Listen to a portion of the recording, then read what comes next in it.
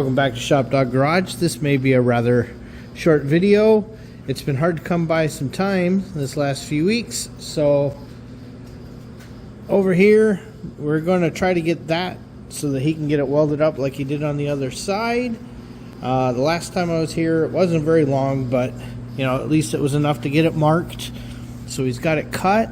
You can see he's giving himself a nice welding flange. The point here being that as soon as we can get the trunk structure sound, this body's actually coming off of this old frame and going on the rotisserie, and then he'll be able to do final welds in there. So, but it has to be strong enough to hold itself up.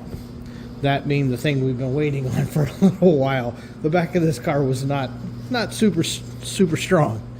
So he's getting there.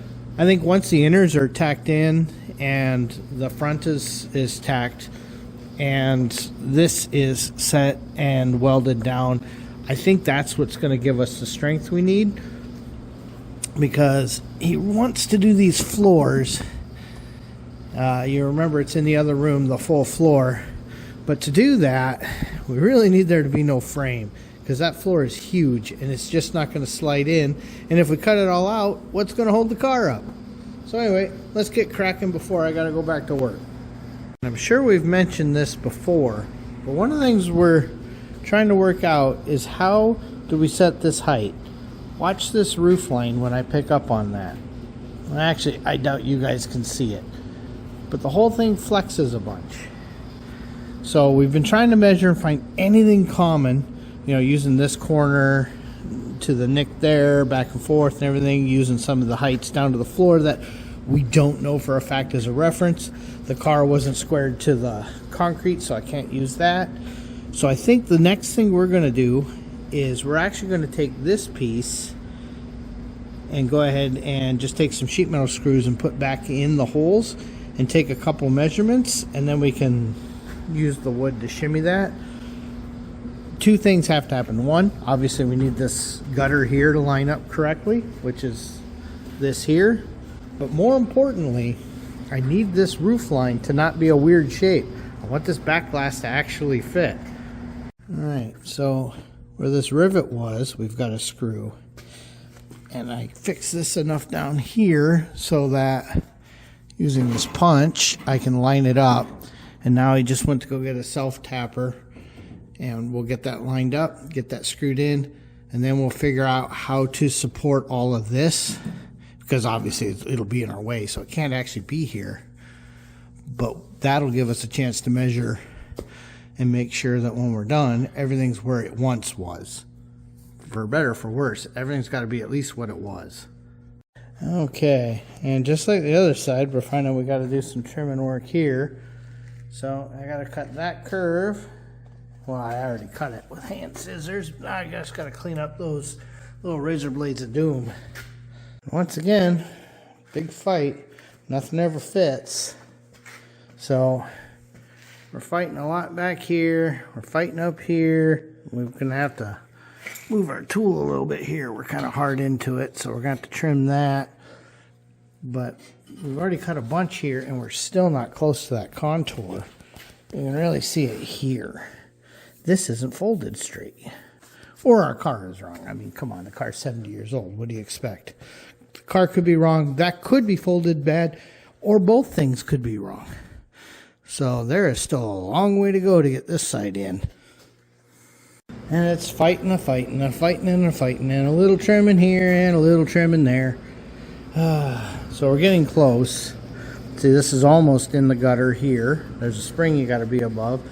That's still got to come up a little bit, but it's almost back far enough. The problem now is right here. So, gonna come out and trim it one more time. Yeah, this gutter and the fold on this, they just don't like each other. Okay, it's taken a while. So we've got that pied and shaped. That'll get welded up nice once we're happy with it. We finally have this flange shaped the way we want it. I think we've got this cup sitting better. And unfortunately, we had to trim more out of here, so he's going to have to make a new flange. And even though he's doing new rockers and everything later, the repair that someone did here in the distant past got us. Instead of cutting out the rotten stuff, they just knocked it in and put a patch over it. And we were fighting it and fighting it. So finally found that and got that cut out of the way. It'll get taken care of later. We just didn't know it needed taken care of now.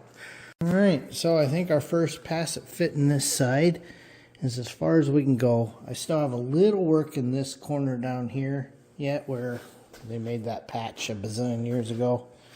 So got to deal with that yet so that this can sit up. Don't know if you guys remember our little tool, but there's a ledge here, right there. From there to there should be right there, but it's not. So I think that's explainable. It's also within what we're trying to do right now, because he's also got to redo some of those flanges. Unfortunately, this frame isn't perfectly centered on the car, or something ain't right. So it's a lot tighter. Well, it's tighter to the frame on the other side too. It's way tighter on this side. So we have to reduce some flanges to make it so that he can build it the way he wants it. And so this will come out one more time. I think he's doing some tape buildup just to give himself a reference. Plus, remember all that work we did in this corner, and we even wound up having to pie shape that a little bit to make the shape we want. So now he's going to have to weld that all together as well. So, is what it is. All right. So we found another thing that we're going to want to trim before he gets his final. This is really close right here, so he's going to trim that up.